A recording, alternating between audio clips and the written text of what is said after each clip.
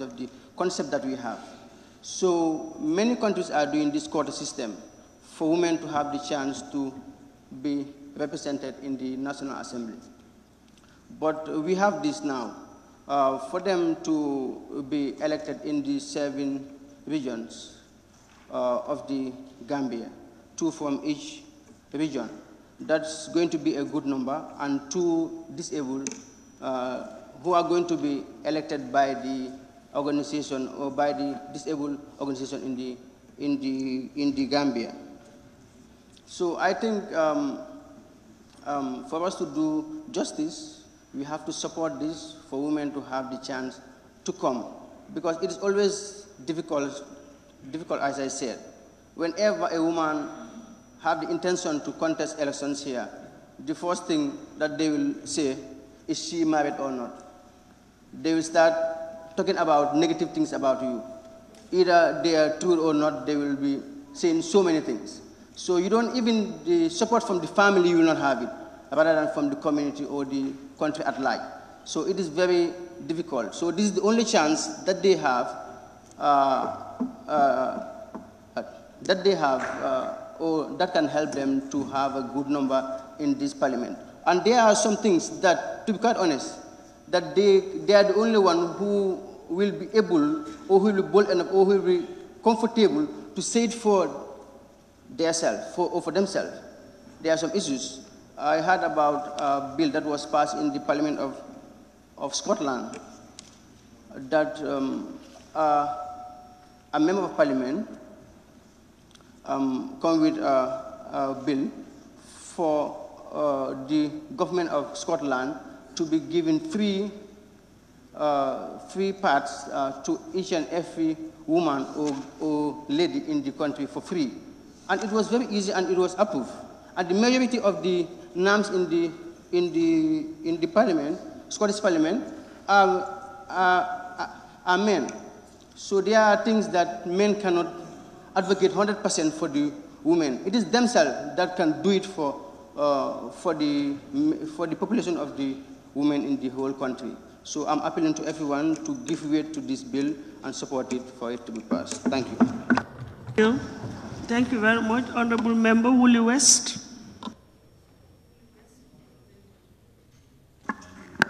Thank you. Honorable Speaker, nothing is once and for all the same. Everything in society and nature changes. Historically, women were over men in society. That has happened in our lives, in our existence. It has changed, and now it's men. And historical circumstances of our society are such that it has been difficult for women to participate equally in politics like men. And since society cannot move without women, given the fact that you can say that they are the most important elements in society, since they are the childbearing people, and they are responsible for bringing up children in society. In that regard, you can say that they are the most important. And therefore, it is important that such people in society are given certain fundamental considerations,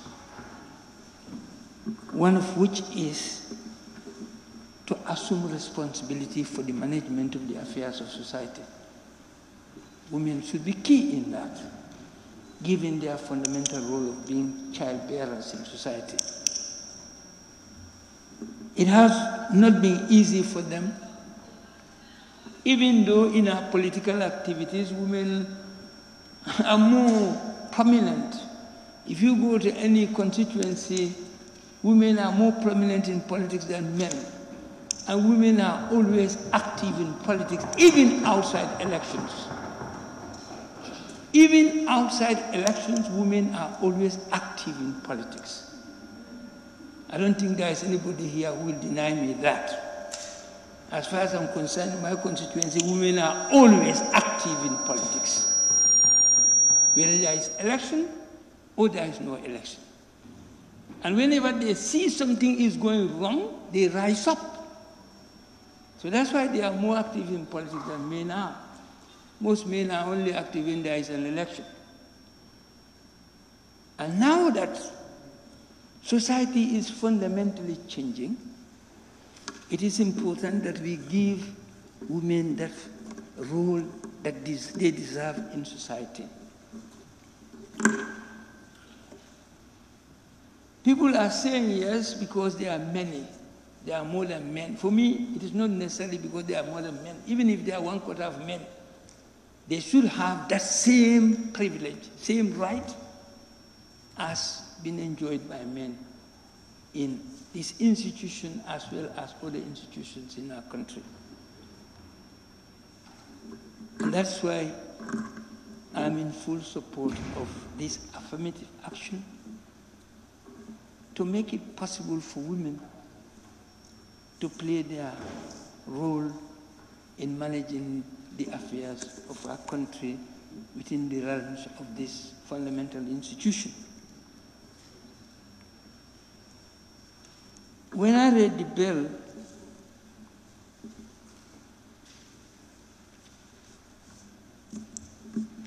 I see that for me it is limited, it is not clear. Because if you say,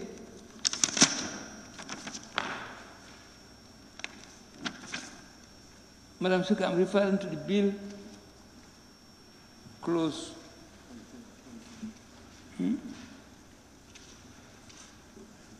The issue of 14,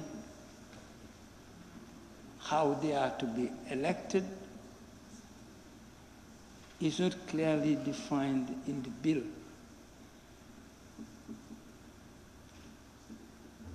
I'm not against 14 women being maybe even before more than that, but it should be properly defined so that there's no problem when we come to deal with it in practical terms. But now in practical terms, when you look at it, just say 14 women in all over the country, 2 from each region.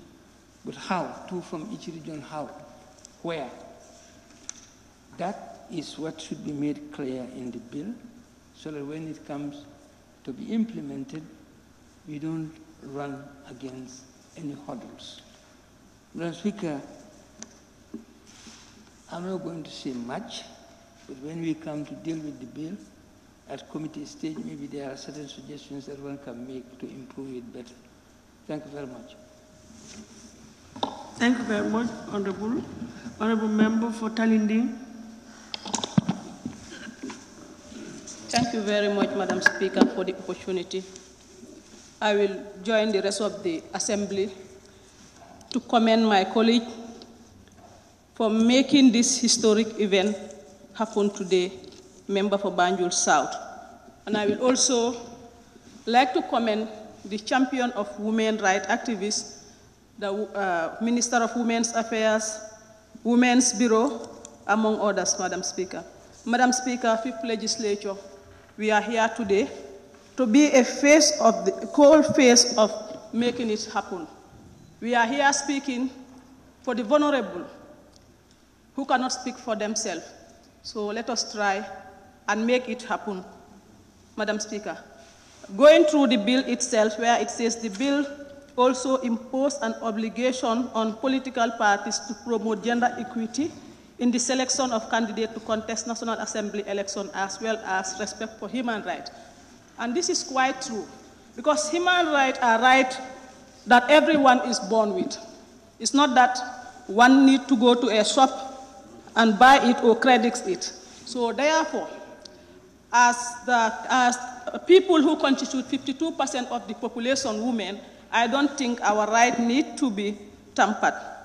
I am fully in support of the bill, Madam Speaker. Madam Speaker, again, going by the same bill,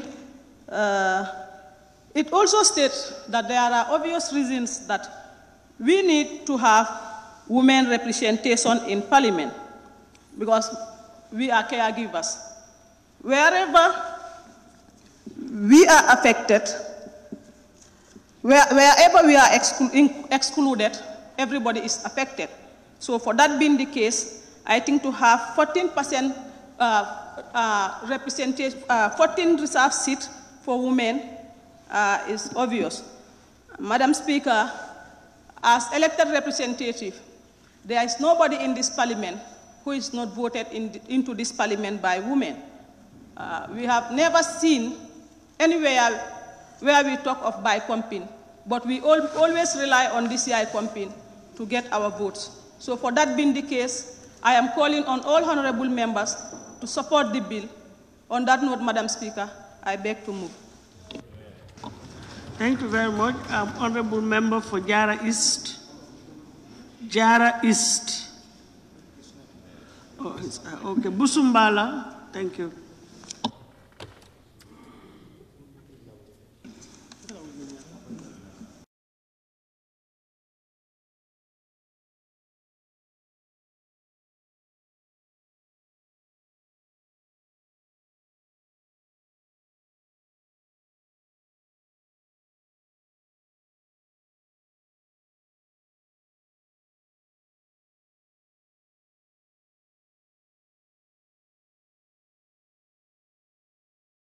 For the empowerment of women in the decision-making of the Parliament.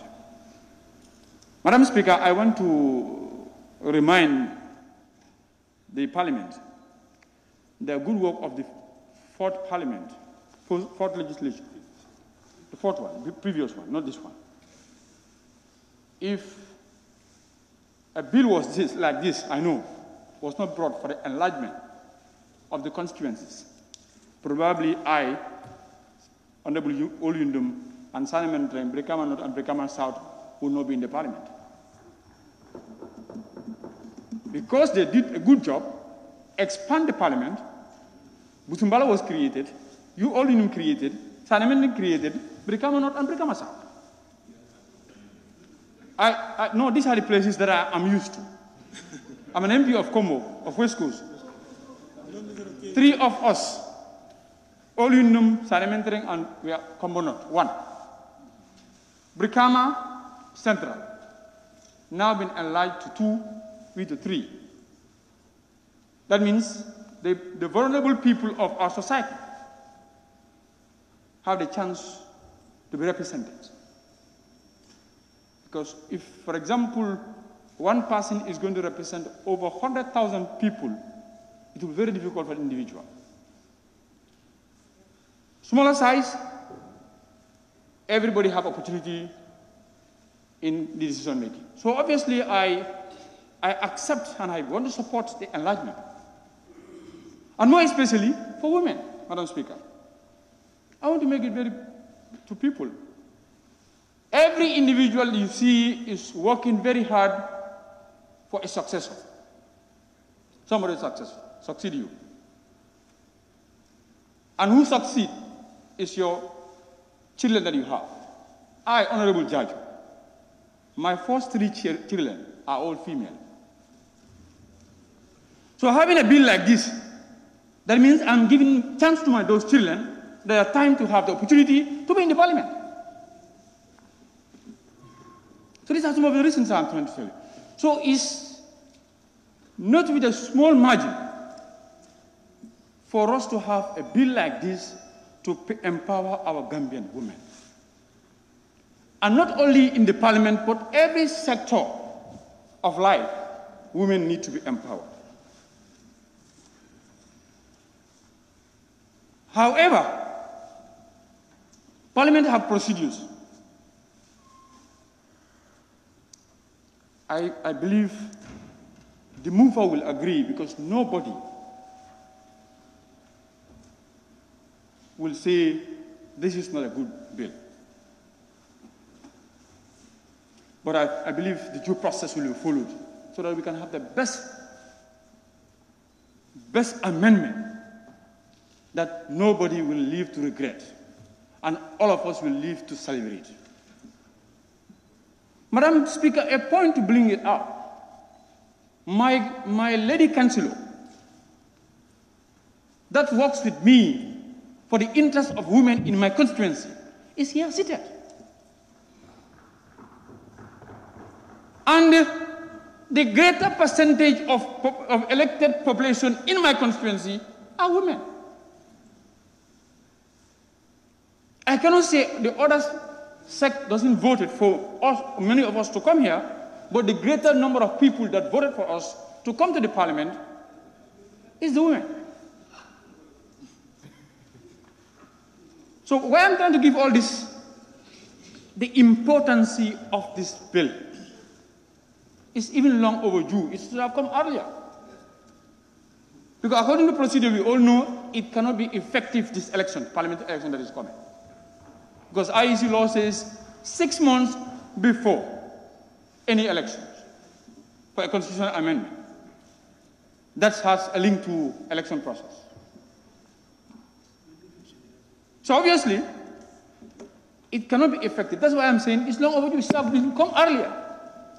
6 months or a year before, so that it can be effective in these parliamentary elections. But however, why I quoted the fourth parliament is because the good job that they do, I am lucky to be here. So I believe my members will also agree for us to do a good job, so that come next parliament, we'll have more representation of women in the parliament.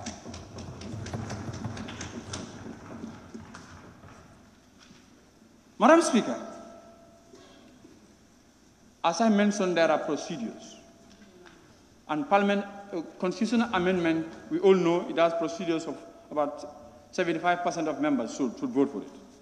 So I think we are cognizant of that. But also procedure that we follow, because this is not a mere bill, it's a constitutional amendment. You know, and in my society when I was young, my grandmother would tell me, if you can permit me in my Dinka to say, Lua Messiatele. Are you the speaker? I'm asking the speaker to permit me. What does that mean? What does that translate? It means, if you think you are right here, there could be a portion that catches you. So that's the law. Probably when we want to change this one, then we need to have a better consultation to know whether it won't have any other impact on any other clause or section of the 1997 Constitution. So we need to have a proper consultation on this bill to have the best one of it. That's one. 2, Madam Speaker, I am very sure the mover must have done consultations with the executive. Because expanding the National Assembly will it will incur cost. All right? Because we are 53. If we want to bring another 14 or so, that means more cost is going to be on the burden of the National Assembly. I am very sure the mover has put that into consideration and have done a proper engagement with the executive. Madam Speaker, I also want to bring this to the provision of the Constitution that says an act could be brought up for the medium of communication in the Parliament. All the time you say here, the language, the people that we represent, when we talk, very few understand what we say. We all agree to that. Some doesn't even know what is happening in the Parliament, because they don't have any business with it, because the language that we speak here, they don't understand, and the language you speak here is not as perfect as the British. So I want to bring this. Wouldn't it also be better to have the amendment or have an act as being indicated in the Constitution to change the language of communication in the Parliament? If we want our vulnerable people to be represented here, to say what they want to say, and for them to be understood by the people that they are going to represent. My members, this is my suggestion that I'm trying to bring here, which I believe will give more value, more weight to this bill. Because I don't want to, we know it in societies. Why not many of the women wanted to come for political positions to go and represent? We know our level of education in schools. We all cry about it. That one is very obvious. That's why I said, some of us, we speak English here. We think that we are British when we are French English speakers. We speak as Because the quality of education sector is not to that extent. The level of understanding of the English is not to that extent. So if somebody could be very potential in the society, could be very useful in the parliament here, or in the decision body, but because of the medium of communication, the person might feel shy. So I'm trying to bring this up. Whether that was put into consideration, and it would be very, very good for it to be put into consideration. Madam Speaker, I believe the mover have done a survey of the social awareness of the people, social stroke religion. Because some societies will say, some structures in the societies will say, no, women are not good for anything, only to be in the kitchen to cook for the husband. Girls, let me just send them for them to understand their names, how to write their names and sign, but they go off. Do you consider all those things? Because I want this bill to be the best bill so that the vulnerable people can be represented in the parliament. The educational equity. Yes, we have free education in Gambia, but is it definitely free for that sector to be able to be educated, to have a chance to be elected? Madam Speaker, my last point that I wanted to, I think when you become, but I want to suggest it here, the procedure. I'm confused. If you say 14 women, 2 elected from each administrative area, we know by culture, elections are done through political parties. But you said 14 are going to be represented, but 2 from each. 2 going to be elected from regions. Is it going to be on women organizations in the regions to vote, or is it going to be also political parties to vote? I give an example. For example, NPP, UDP, APRC. Are we going to select our 2 to vote? So the first 2 that are qualified to represent the region?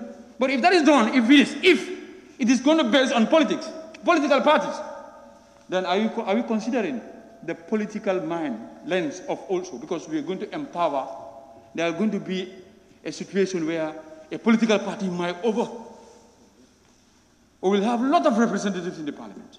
And we all also know it. In democracy, we need to have a balance. So I have this question in my mind for the mover to put it to the members. Madam Speaker, I will not take the National Assembly long because when I stood up, they say, make it short. Because they know I am very happy with this bill. But I want the mover and the National Assembly, let us not all be ambitious, over-ambitious, and the act here is a very big, very good one. Well, let's consider the due process and have the best with all this consideration from me. And I know others are going to bring other considerations. So on that note, Madam Speaker, I thank you for the opportunity, and I thank the mover for bringing up this very good amendment. Thank you. Thank you. Bakau, Honorable Member for Bakau, please. Thank you very much, Madam Speaker. From the mover. A bill entitled An Act to Amend Constitution of the Republic of the Gambia 1997 to enlarge the composition of elected members. Are you talking of extra 14 members? I would need a clarification on that. When you come to the second page, you're talking of 14 women, 2 elected from each administrative areas. This is a bit conflicting. You're talking of enlargement of composition of members. To be more specific, are you talking of extra 14 seats, or are you talking of 14 women elected from each administrative area? Unless you made those clarifications for me, then I can give my support to the bill. Thank you. Thank you. Honorable Member for Sami. Yes, Sami. Thank you very much, Honorable Speaker, for giving me the floor. Honorable Speaker, I want to refer this House to Section 89 of the Constitution, which really did not indicate any discrimination as to who should contest and who should not contest. the field is level for everybody. If you want to contest and you have the qualification, you are a Gambian, and you reach at the age. Madam Speaker, the reason why this amendment came is simply because we feel that women are not coming to the political field to contest simply because maybe it's because of traditional or any other things. As other speakers said, Madam Speaker, this is in the draft constitution, 2020. It is in the draft constitution. And this very house throw it out. And they want to bring it back. This is why, as the saying goes, when you are digging a hole, let it not be deep. You may fall into it. That means we did not make proper consultation. There is nobody who is against this, Honorable Speaker. But it came at a wrong time. It came at a wrong time. It will come to us. Let us take our time. Even we don't come back, there are people who will come back. We are not better than them. Yes, we are not better than them. Why should we rush on this? We say it is there. Anytime you want to increase, you are increasing cost. And look at this space.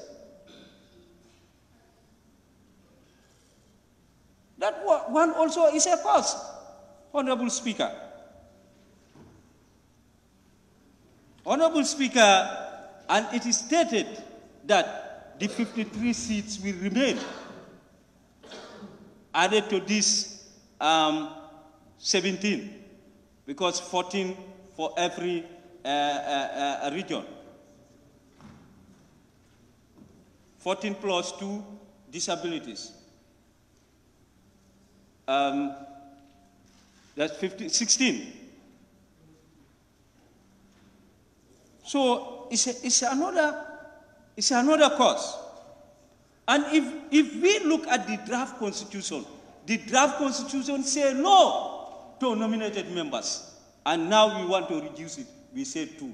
No to it. I say no to it. No nominated. What for? It is in the draft constitution. And we throw it, now we want to bring it.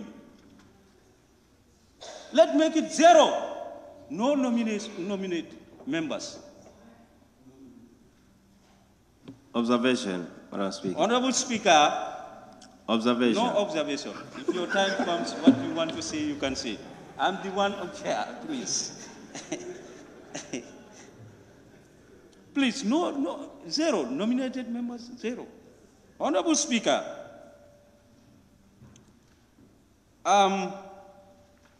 when it comes to the disabilities, I haven't thought over that. Normally, it's 1 disabilities. But it should be 2.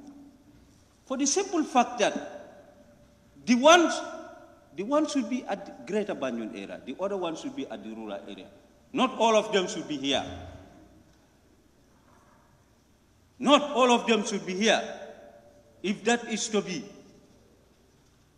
So that those at the rural areas, they can also meet with that disabled person and say their problems to him or her. Because there was a time when these people were called upon here to come and collect something. They suffered, Madam Speaker. Those from rural areas called them here just for something. What is wrong with the regional offices? Can they go to those regional offices? Calling somebody all the way from Basse to come here. You know how they suffer to reach those places? That's why I'm saying that if that is to be, let them have it 2. The other one be from Greater Banjul, the other one from rural areas. We don't want everything to be here.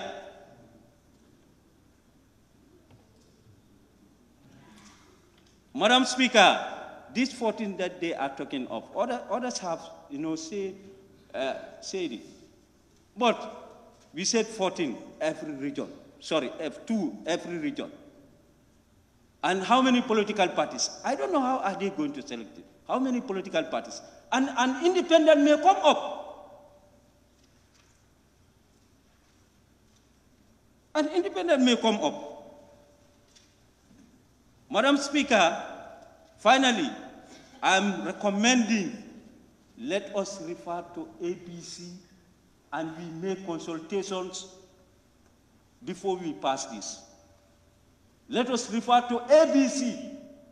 There is more time, Madam Speaker. Why are we rushing? Because we say, yes, it can be passed from 50 legislators. Are we better than the 6 that are coming? Let them also think about it. Let us pass it to ABC. ABC, if they cannot bring the report, let it be there. When the order comes, they can look at it. Thank you very much. Thank you very much, Honorable Member for Jara East.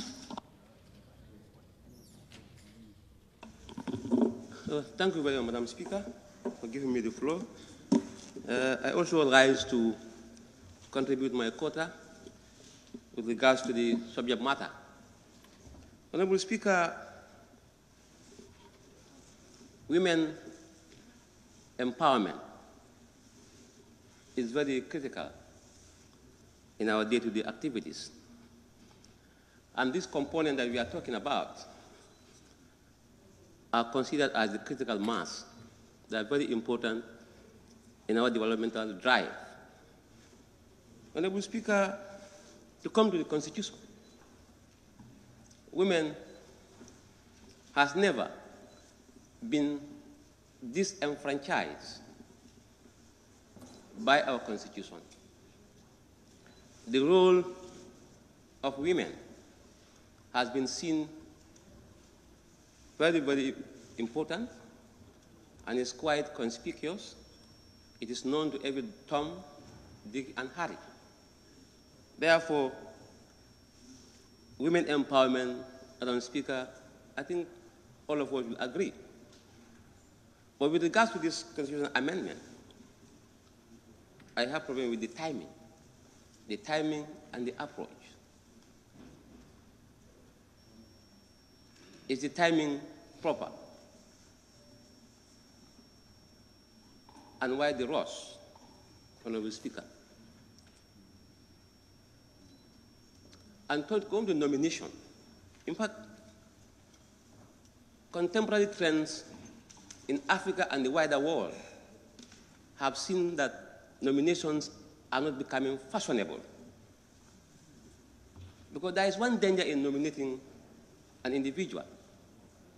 The tendency for that individual, the nominee, to toe the line of that party who nominated him or her. We have a lot of examples here. Those who were nominated by powers that be. They are at the beck and call of those who nominated them. They give their souls to those who nominated them. And in the end, they become myopic to national development. We have seen that. Examples are quite abound, and they are numerous. Honorable Speaker, therefore, I, for one, would suggest that this to be referred to the committee for further scrutiny. It does not mean that I'm averse to the idea, but I think we need time, and we need adequate time. If at all the Constitution is anti-women, I would have thrown in my weight to say, yes, it is timely, because they are not defended by the Constitution. But there is no provision in the Constitution which says that women are going to be disenfranchised. The Constitution is very clear about participation in the political life of one's country.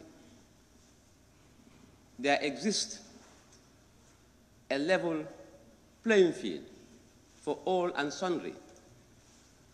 If men have the audacity to throw in their hearts, women are also availed the same opportunity to also come into the ring and wrestle.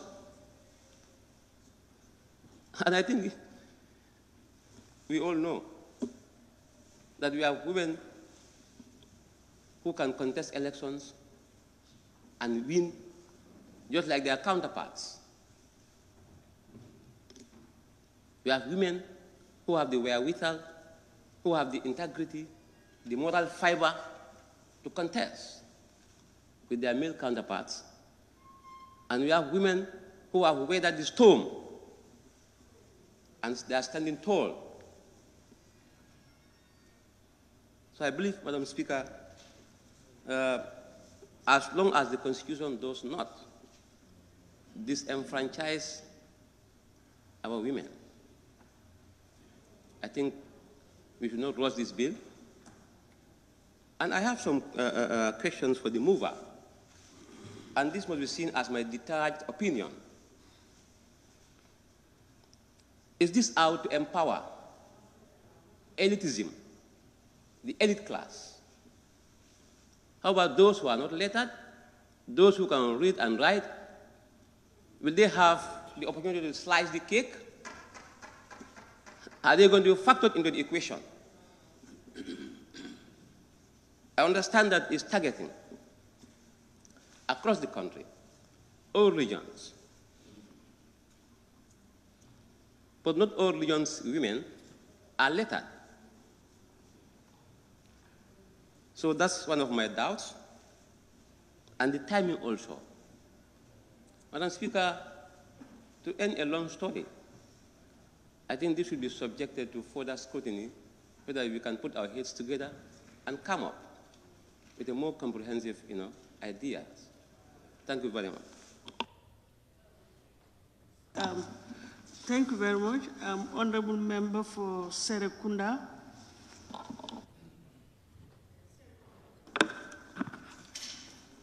Thank you very much, Honorable Speaker. The fact that this debate is taking place in the first place is historic. And the member for Banjul South should be commended for opening up this historic debate. We are trying to craft a law that would add value to our own society, its evolution, its development, politically, economically, socially. We do not make laws in a vacuum. Laws are made based on what exists. If we deem it to be inadequate, we improve the law. That is why Section 101 of the Constitution, subsection 2 states that no bill other than a bill referred to in subsection 5 shall be introduced in the National Assembly unless it is accompanied by an explanatory memorandum setting out in detail the policy and principles of the bill, the defects it is intended to remedy, and the necessity for its introduction. And our Standing Order 64 simply amplifies the importance of stating the objects and reasons of the bill so that we will know why the bill is before us in the first place. And Honorable Speaker, that is why the second reading is about the principles, the objects, and the merits, not the details. Honorable Speaker, looking at the bill, the objects are very clear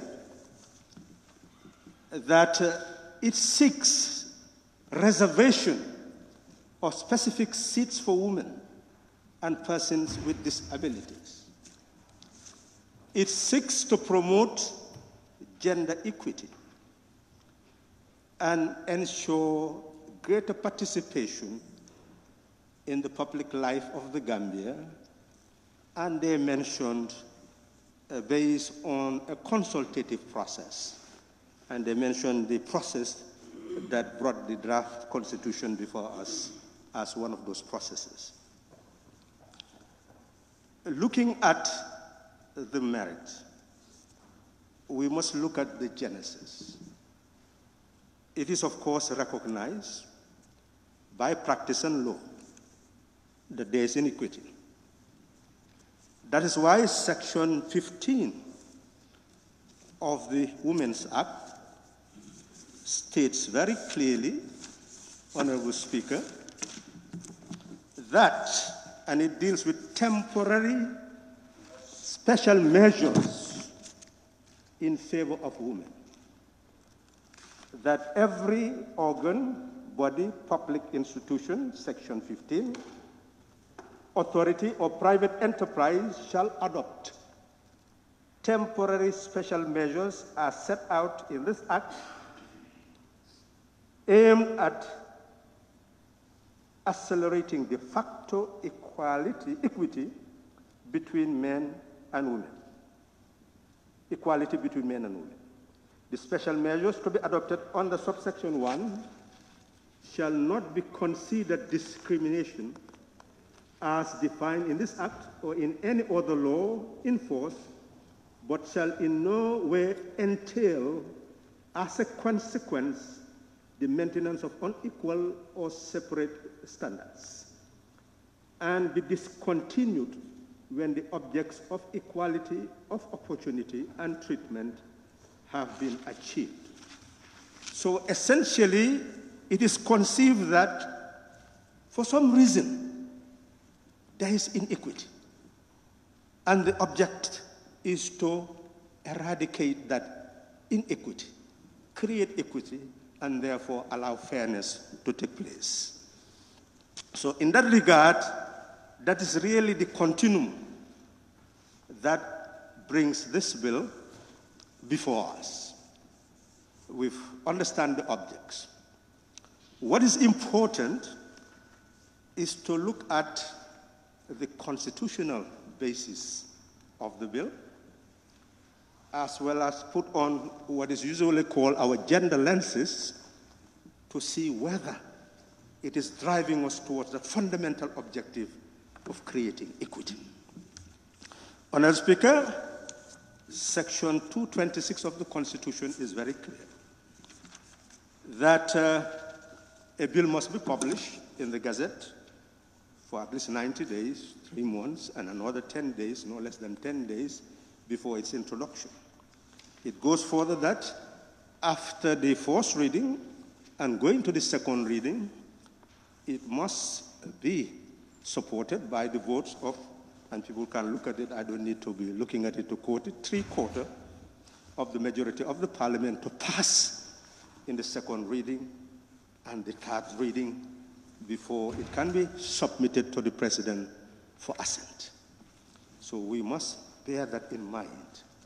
And whenever we meet to discuss, the mobilization should be done, because this is talking about 3/4 of the members. So you're talking about 42. The mathematician, political mathematician can calculate. We need a certain number, and don't quote me the 42. I'm not taking the initiative to do the mathematics, but we need 3/4 in the second reading, 3/4 in the third reading for it to ultimately pass. Honorable Speaker, looking at the merit, I would remind this National Assembly and women in general of the Women's Amendment. What did it say? It says that for the purpose of special measures under Section 15, provided in subsection 1, it shall be mandatory for every public institution, authority, or state-owned enterprise to ensure that for political and public offices, a minimum of 30% of all offices possible, position and appointment are reserved for women. You've already talked about 30%. And I'm hearing 14 members. Is that what you want?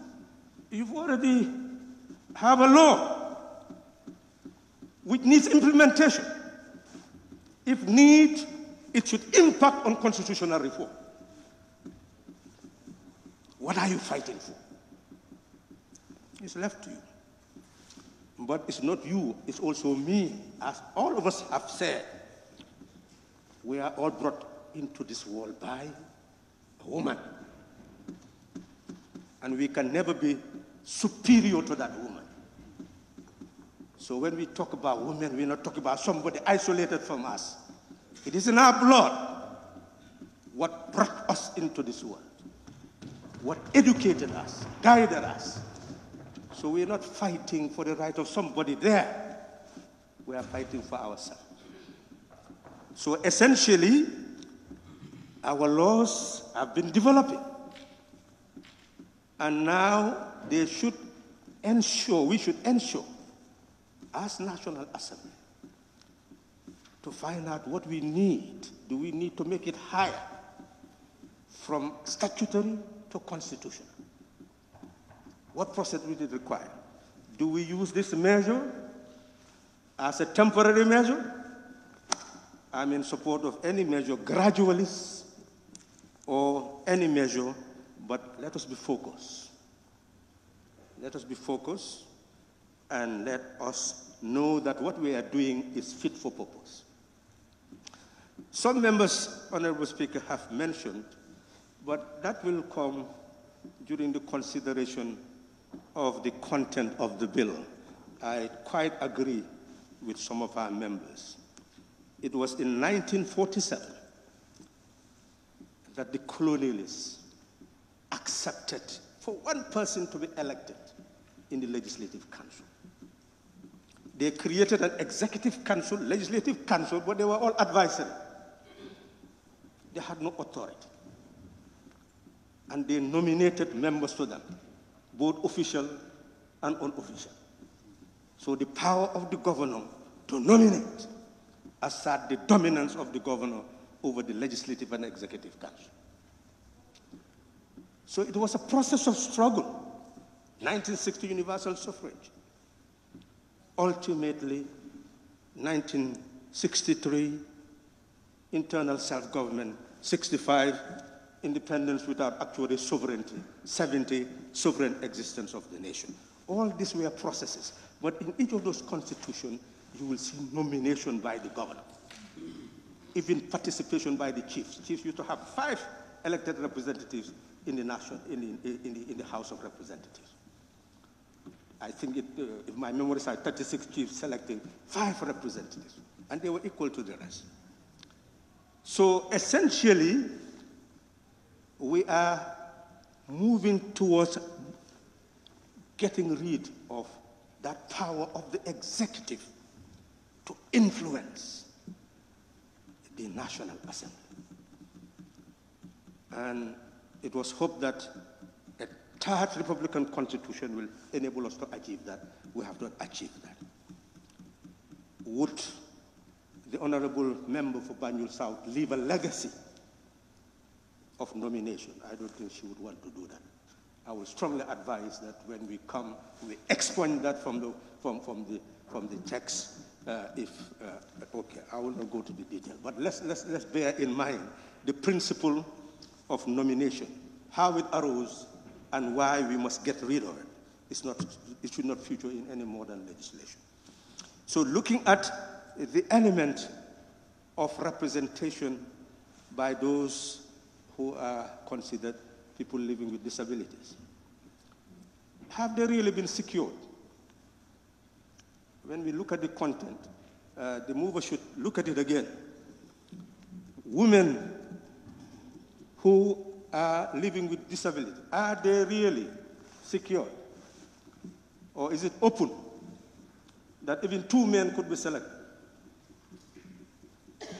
So interpretation matters when you're making a law. So therefore, what you mean is what should be there.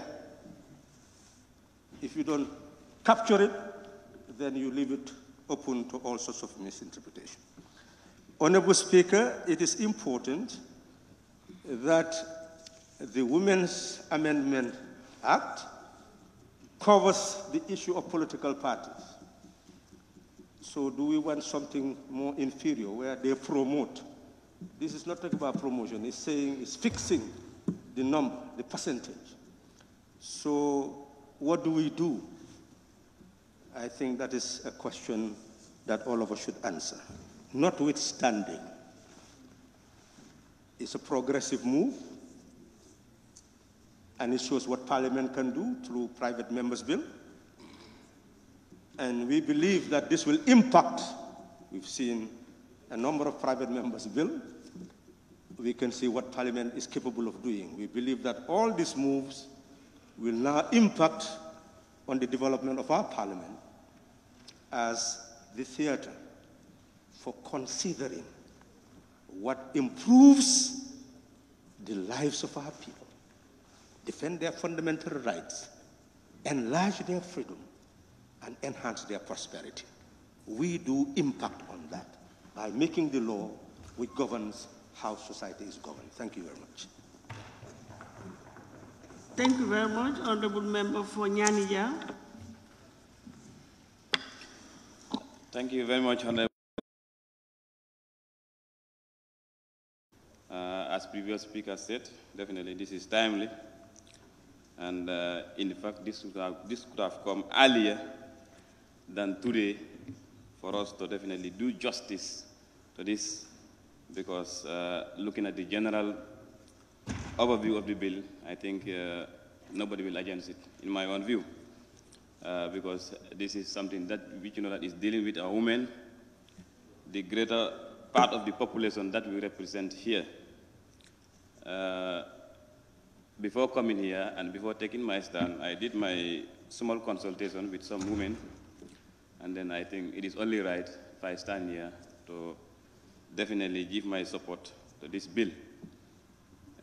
It is timely, as of now, since time is gone. This is our last session, unless if there is any extraordinary session, but this is our last ordinary session, and then it is definitely good to leave a legacy of such.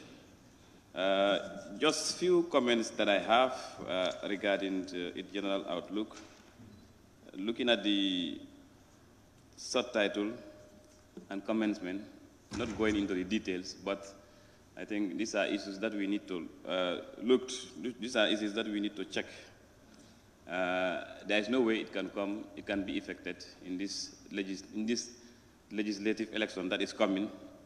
And then I think it is only proper to make sure we get the correct text and rectify and amend where necessary.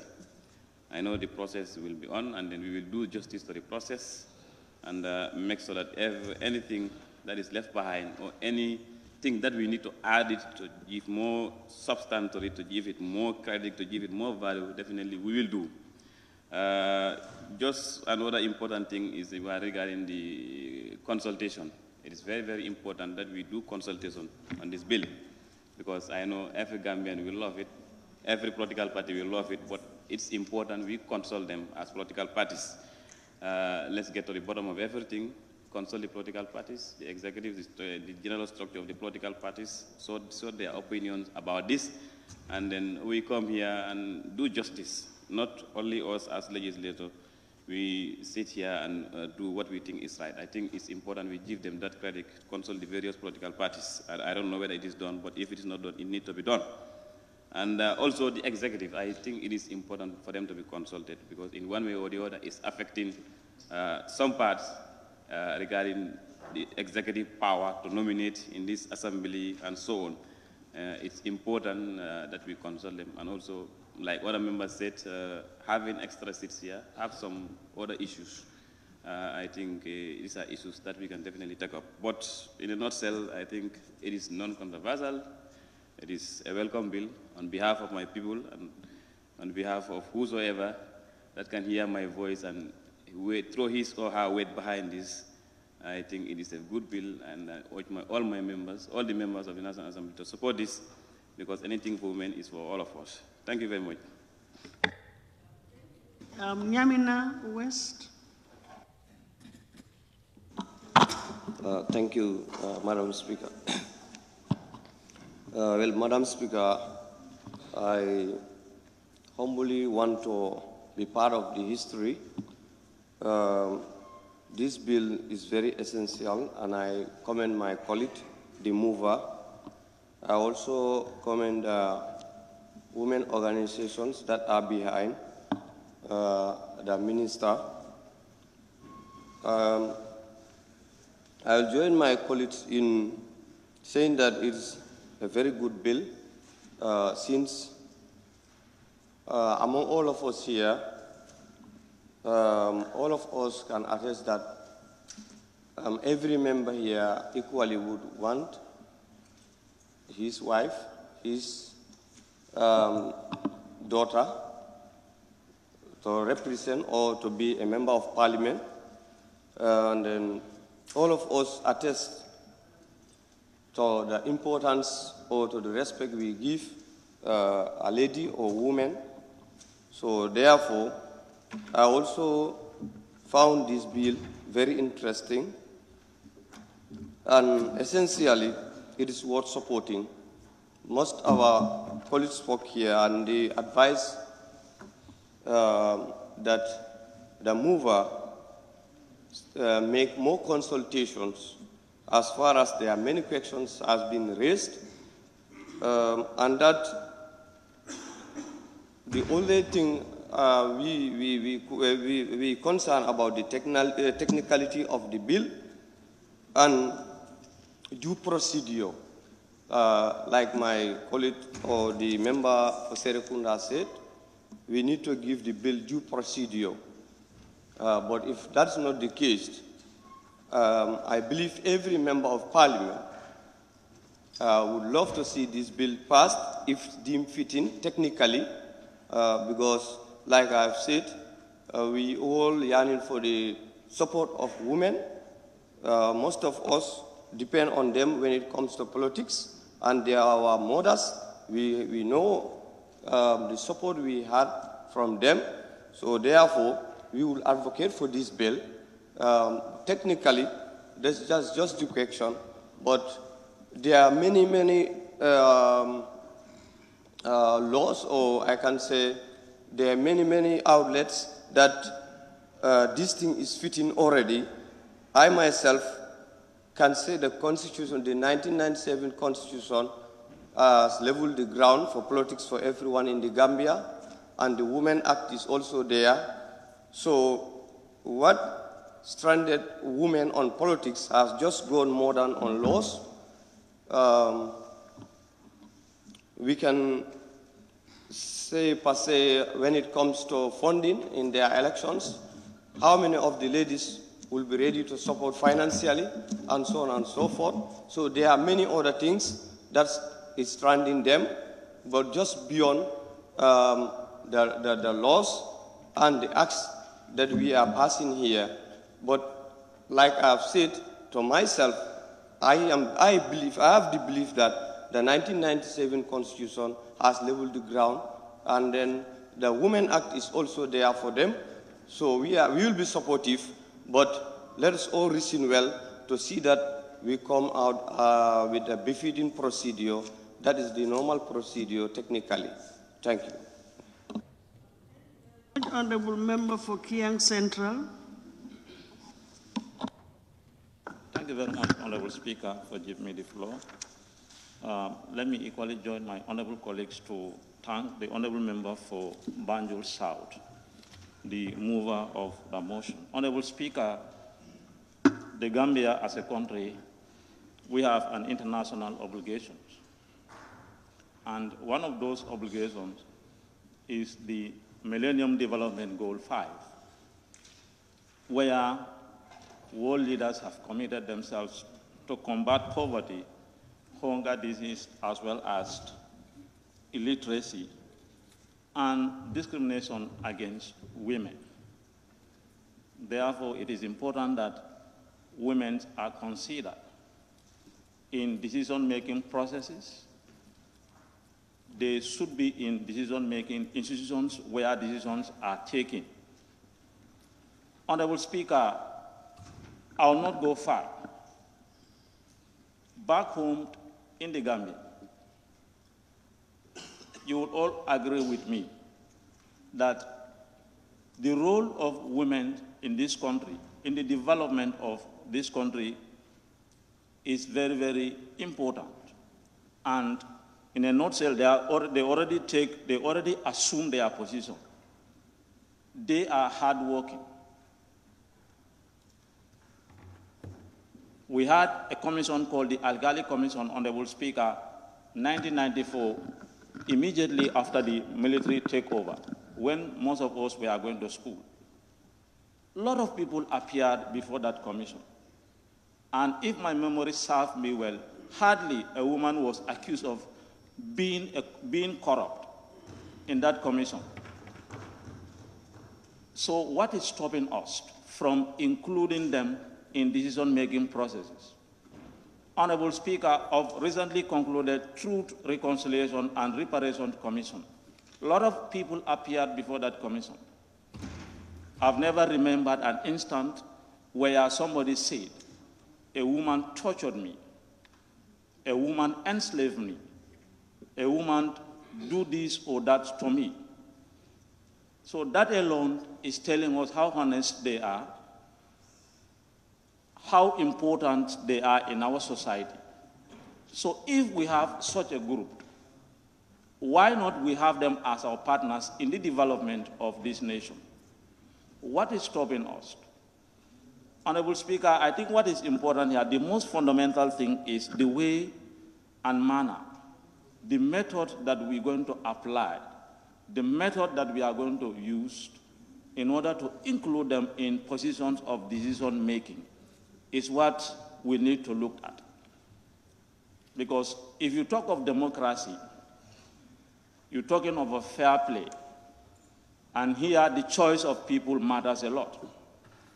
So what we must put on our agenda lens and look at election and selection or nomination. Which method is appropriate for us? But what is important and what we must all remember is that it is important we critically look at this amendment. And for me, I feel it's very, very important. Like the Honorable, one of the previous speakers said, it is timely that we looked at the issues of women and then include them in our decision-making processes in a more free, in a more democratic manner. On that note, Honorable Speaker, I beg to take my seat. Thank you, Honorable Member for Jara West, is it? Yes, Jara West.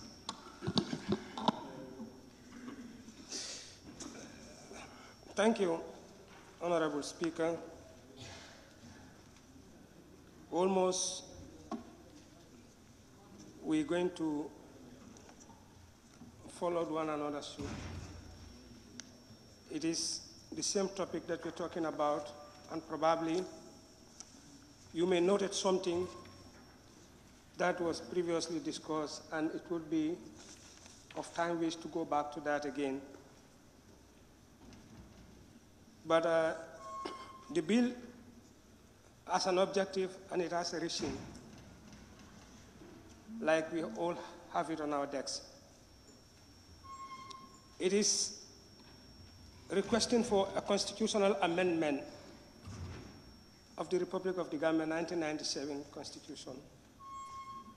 I wish we have the draft constitution here today. If so, this debate would not happen, because the problem is already solved in that constitution. And probably our time is finished. Otherwise, we're going to have many amendments. We really need that constitution. But the time has gone now. Probably the 6th legislative will find a lot of amendments from this 1997 constitution. Hadn't been we have that new constitution with us now, This could have been things in the past. My other observation is, like my colleague has alluded to, Honorable Member for Busumbala. Yes, generally we have to adore our mothers, our sisters, our daughters. They are our strength politically, culturally, and socially. There is nobody here who probably may go against this quota system, this proportional representation, if only you understand it. Looking at our population, generally, and looking at our representation in terms of gender,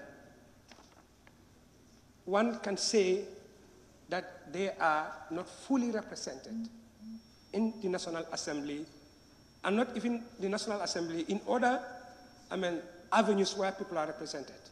You go to councils, you find the same thing. Know the number of councillors in the country, and you think how many of them are female. You'll find the problem at every quarter. So there is no ambiguity, there is no dispute in accepting for this proportion. I personally thought this would be the first bill. In fact, I thank my colleague, Honorable Njai, for coming up with this private member bill. But I thought this bill should come from the Ministry of Women's Affairs immediately after that ministry was instituted. That was my hope. But it is also better to come from a member, hence there is a provision in the Constitution and in the standing order that any member can come with a private member bill. And to make a long story short, because it's the same thing that we are all going to repeat, I would like us to follow the due process. Let us not be in a haste. It is a constitutional amendment that we could have just taken easily, but now we make it difficult. We need to have an advice. Technically, we need to have an advice, because Honorable Member for Busumbala was pointing at certain things when it comes to selection and election at the level of the region. What modalities are we going to use? Even if that is not our responsibility, but the law that we are going to enact will give power to that. So we need to get a correct advice from that, probably from the relevant committees of the National Assembly. I am suggesting if we can give the bill to the ABC committee for committal to a committee responsible, so that we get, a clear advice, an informed decision to take. We all know that this, even if we enact it, might not be effective this election. Then we need an advice from technicians on how to enact this bill before we rush. Thank you, Madam Speaker. That's my contribution. Thank you, Ilyasa. Thank you very much, Madam Speaker. Men and women,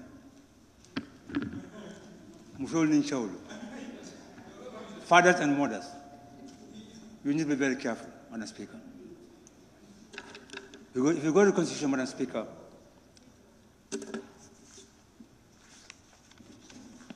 just 28, page 29, rights of women, Madam Speaker. Women shall be accorded fully and equal dignity of a person with a man, Madam Speaker. 2, women shall have the right to equal treatment with men, including equal opportunity in politics, economic and social activities. This is enough, Madam Speaker. So that being the case, Madam Speaker, as far as we are Muslims in this country and Christians, we are guided by two things: the Holy Quran and Holy Hadith, and the First Testament of the Bible. So that being the case, Madam Speaker, there's no time for us to approve this bill. The time is too short, and we're now going for elections. So that being the case, Madam Speaker, I say no. Until and unless we consult our religious leaders and the Christians to guide us. Thank you very much, Madam Speaker. Thank you. Honorable Member for Fonyi Kansala. Thank you very much, Honorable Speaker. I think I would be very precise because, Honorable Speaker, when greater minds speak before you, they almost reduce you to nothing. I just have one or two issues that I want to share with my colleagues. And the point of departure, Honorable Speaker, as quoted by the Honorable Member for Sami, is absolutely right. The Constitution have actually created a level playing field for both men and women of this country. But we have to agree the realities of society. And that is why the mover of the motion is coming up with this amendment that no one of us can dispute.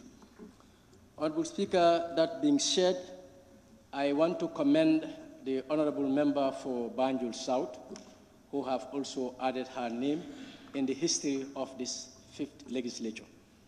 I think if passed or not, this will be the 3rd private member's bill coming from the National Assembly of the Gambia, which my veterans are here, Honorable Member for Wuli West and Serekunda. I don't think it has ever happened in the history of the Gambian National Assembly or Parliament, as you may call it. So it's an achievement that Honorable Member for Banjul South must be commended for, and the entire Parliament must equally be commended for giving our support to the previous 2 bills that were enacted here.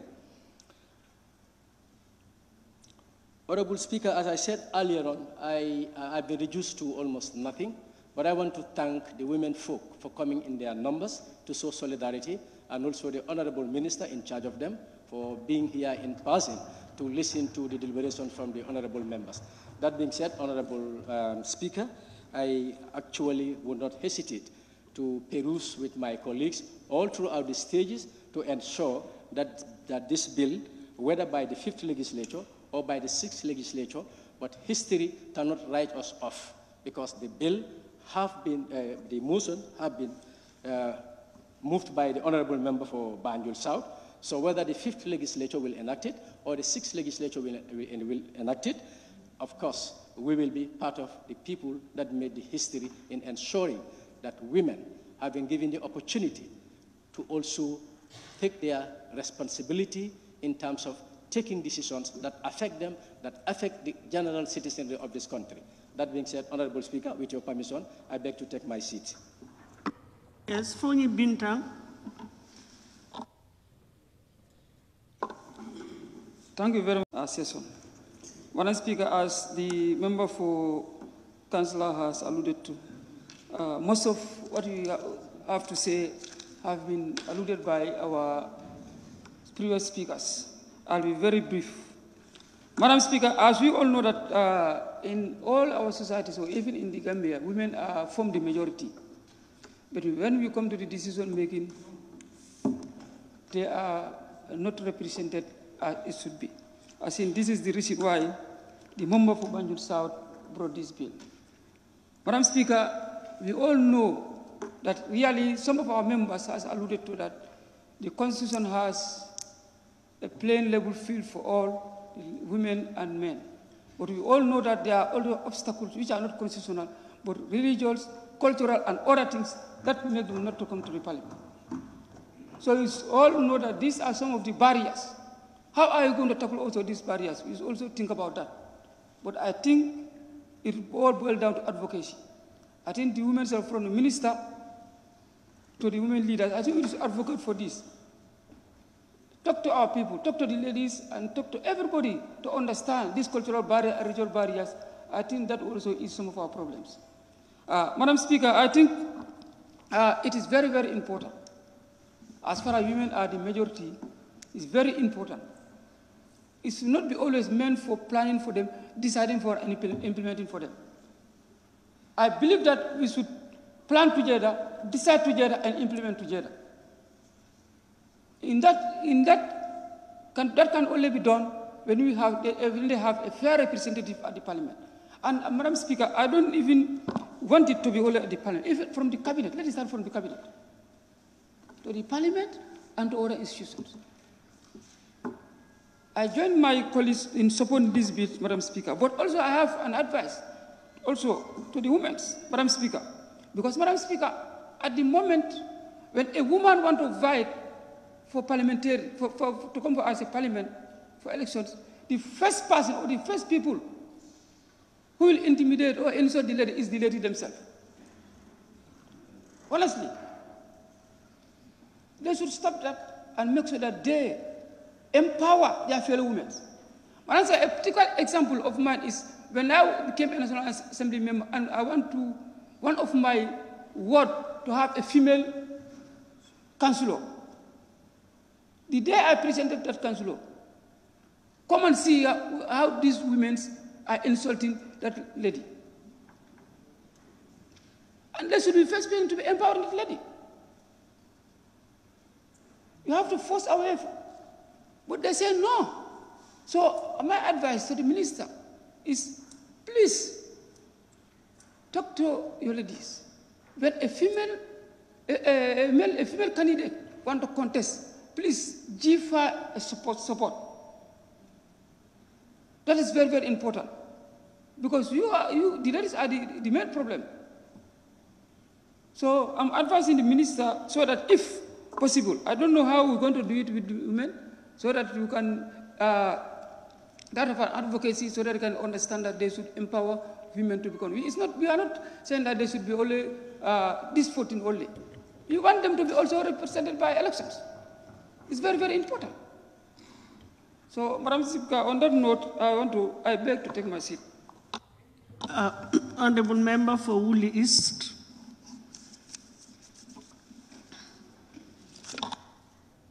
Thank you very much, Honorable Speaker, for giving me the floor. I equally thank the Honorable Member for Banjul South, the mover of this very important bill, and all the women activists that have played one role or the other in making sure that this bill reaches these chambers today. Honorable Speaker, the objective of the bill is clear, that it is meant to bring about a quota system that would provide for all, affirmative action to bring the other half of society to the level of their male counterparts, so that they'll be part and parcel of the decision-making process of their country. I believe that is the main objective. Honorable Speaker, just a little observation at the short title of the bill, which makes gender equity in selecting candidates, where it's stated in the Act that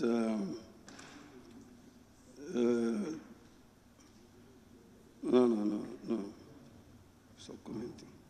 Yes, that 2021 and shall come into operation on the general election of members of the National Assembly in 2022. That's just a little comment, that we need to look at that very deeply to see whether it is feasible, and if it is feasible, why not? We should go ahead and do it. Honorable Speaker, in terms of creating equity in selecting candidates for election, as it is in the bill, giving respect for human rights and fundamental freedoms. I want to quote the Universal Declaration of Human Rights, with your permission, where it says, everyone has the right to take part in the government of his or her country. One of the first tasks of the Commission on the Status of Women was to write the 1952 Convention on the Political Rights of Women. The Convention on the Elimination of All Forms of Discrimination Against Women builds on previous conventions, and its Article 7 concerns women's access to decision-making in political and public life. So if you look at, this is made since 1952. So it's not akin to only the Gambia. It's a universal problem. And internationally, efforts have been made to help the situation so that we could address it. But if you look at Article 7 also guarantees the right of women to vote in all elections and public referendums and to be eligible for election to all publicly elected bodies.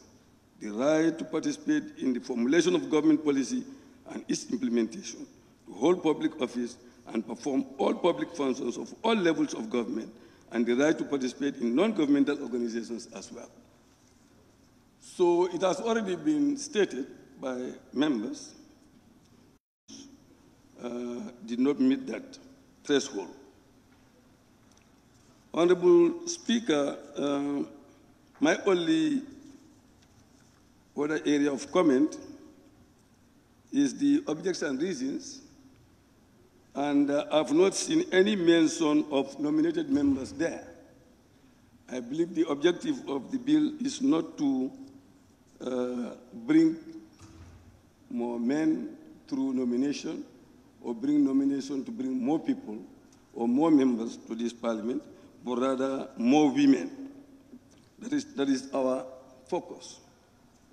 And since it is not in the objects and reasons, I therefore think that we should deal away with nomination. It has already been explained.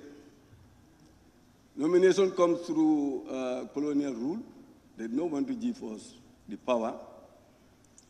And therefore, they bring this nomination to be able to influence decisions in Parliament.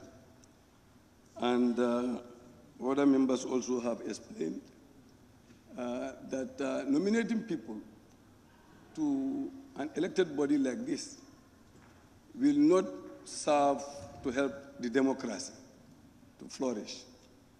We should not promote monarchical traditions that would fetter the development of our democracy in the Gambia. Rather, we should come up with laws that will do away with monarchical traditions. Nominating people to parliament by the president. Why? The people have voted for the president, and the law has given him powers to do what he is supposed to do. So this parliament should not be increasing that number. Instead, we should be reducing that number, that 5, from him to be able to add it to the quota system so that more women can come to this parliament, but not to increase it. Nomination is really interference by the executive in the decision-making process of the National Assembly. And that's what we should not allow to continue. On that note, I thank the honorable member for the steps and the women activists in the ministry as well for all the efforts. I've participated in almost 4 engagements on this matter, and throughout I continue to emphasize the lack of need for nominated members in the bill. But I don't know, for some reason, it always surfaces. Now it is reaching here. I think it will not pass here. We'll have to expunge it from the bill. On that note, I thank you, Honorable Speaker. Thank you very much. Opa Anyomi. Thank you very much, Honorable Speaker, for giving me the opportunity. Honorable Speaker, let me join my colleagues to thank the mover of the motion for bringing this important bill before this assembly. Honorable Speaker, the bill entitled Constitutional Amendment Bill 2021. These bills came to rejuvenate our hopes in terms of enlarging democratic space and the empowerment of women and girls in our country. Honorable Speaker, much has been said by my colleagues. I don't think I have much to say, only to ask the honorable member, the mover of the motion, whether there's any need for any further consultation before the enactment of this bill, as it is going to incur financial cost to the government by looking at Section 101, subsection 4, Roman figure 1, 2, and 3, meaning that such a bill cannot be brought to the Assembly through a private member bill. Have you made any further consultation, or there is any need to do more further consultation? But nonetheless, Honorable Member, Honorable Speaker, I am fully in support of this bill, and the entire constituency of Opanyomi are behind this bill, simply because it has come to empower our mothers, our wives, and our daughters. So thank you so much for giving me the opportunity. Thank you. Honorable Minority Leader, thank you. Member for Danku. Thank you, Honorable Speaker, for giving me the floor. Honorable Speaker, let me also thank the member for Banjul South for coming up with this wonderful bill, and also her courageous act, because if you look at the composition of the Assembly, you have only 3 women elected out of the whole 53 members, and you have 2 women nominated. Then the composition of women in the Assembly is very low.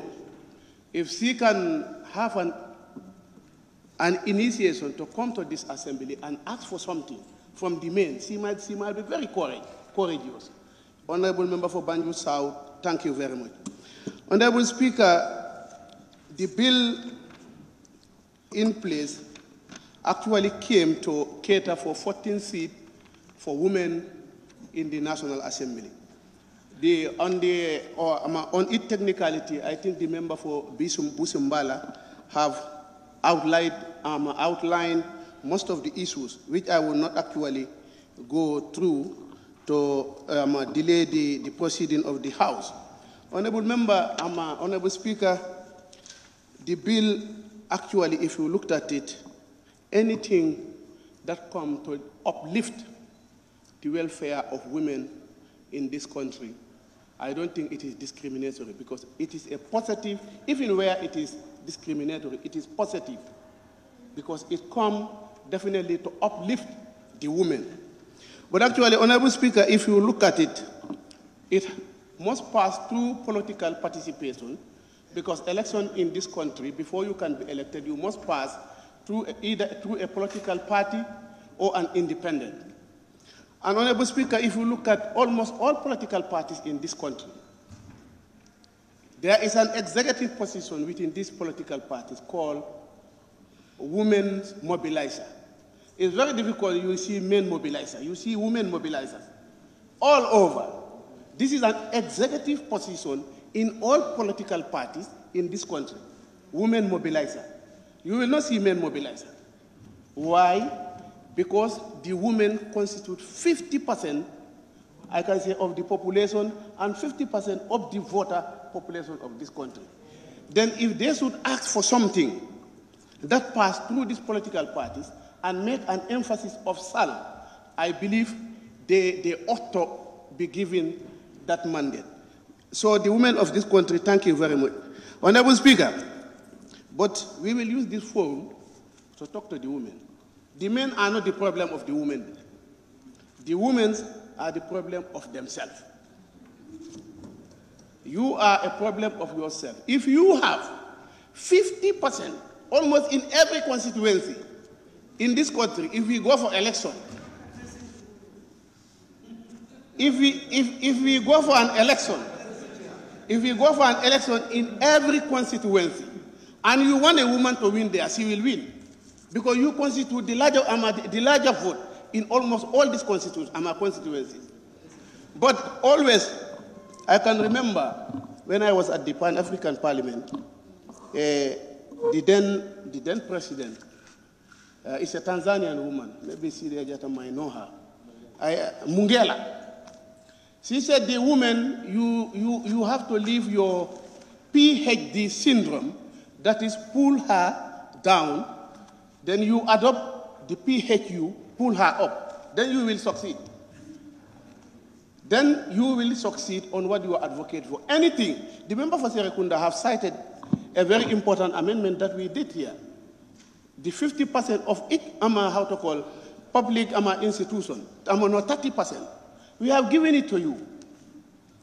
But you came and then asking for something that is lower. But still now we are ready to give it to you because you want us to be giving it to you. As men, we're going to give it to you. Honorable Speaker, I don't think I would belabor on the debate because all the issues surrounding the bill have been dealt with.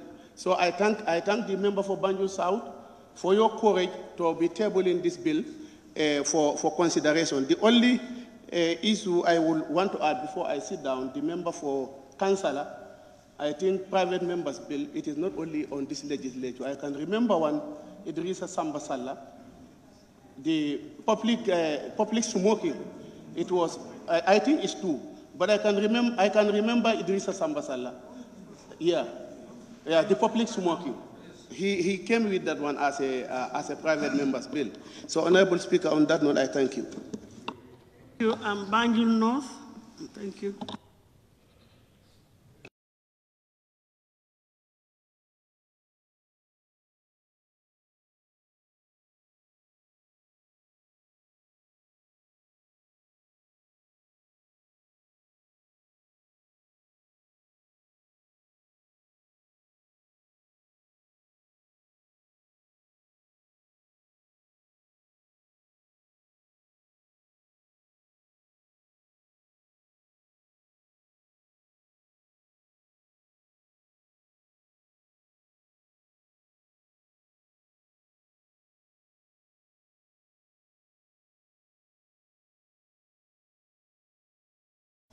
Legal barriers, legal obstacles, cultural obstacles, social obstacles or barriers, and you want to level up.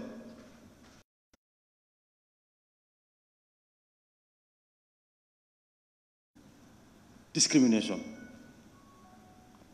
In the Gambia here, we don't have systemic discrimination in terms of the law for women, as cited by honorable members, that the law allows for anybody who satisfies the constitutional requirements of age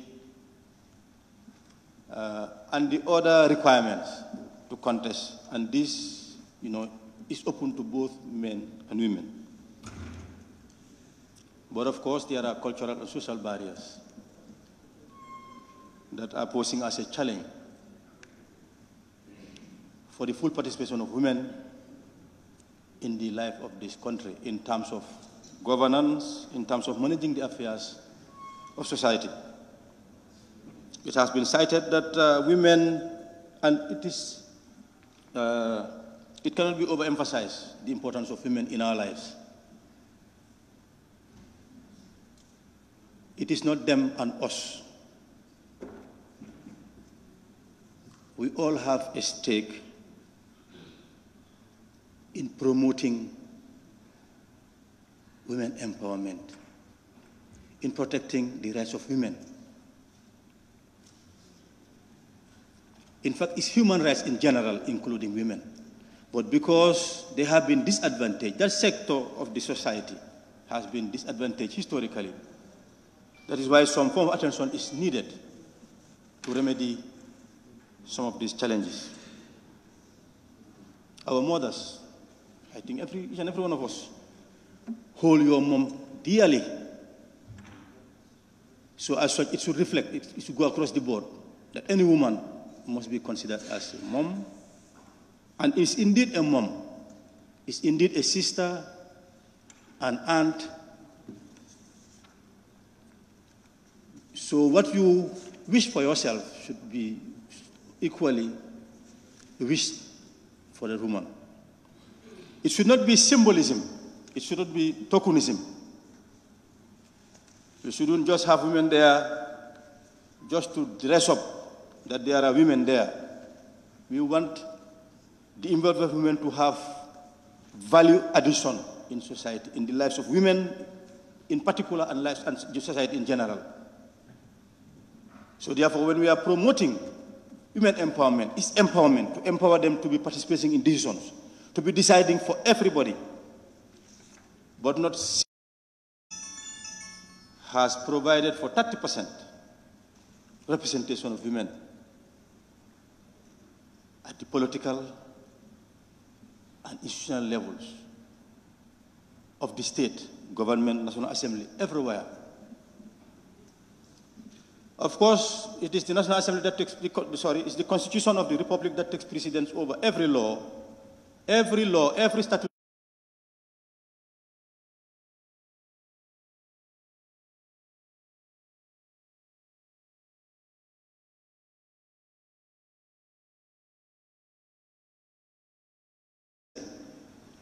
That they should be represented. And I mean, women of